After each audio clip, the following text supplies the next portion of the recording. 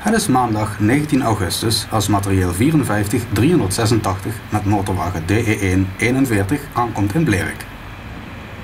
Oorspronkelijk zou ook treinstel 273 van het type materieel 46 meerijden in deze trein, maar het een en ander wil bij het spoor nog wel eens veranderen.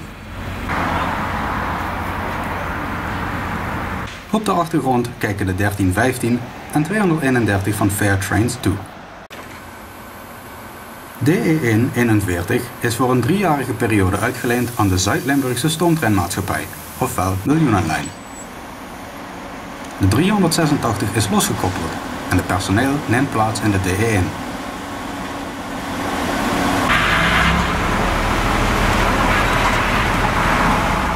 Voordat de motorwagen op een latere datum naar Simpelveld gaat, wordt in Blerik nog het een en ander opgeknapt. De motorwagen heeft zo te zien op enkele plaatsen schade aan de verf.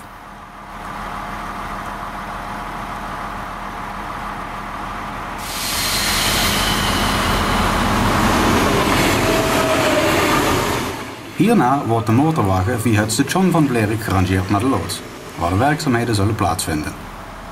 Luister eens naar het motorgeluid van de 41.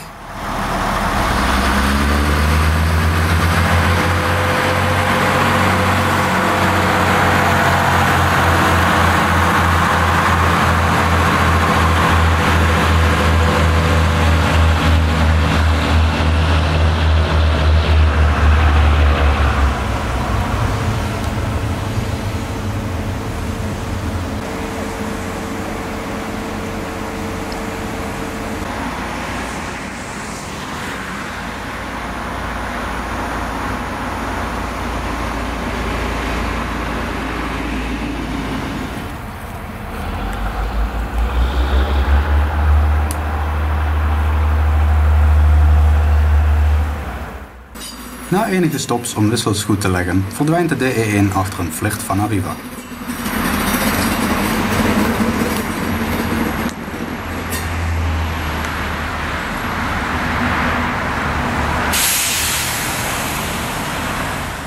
Bedankt voor het kijken. Abonneer voor meer.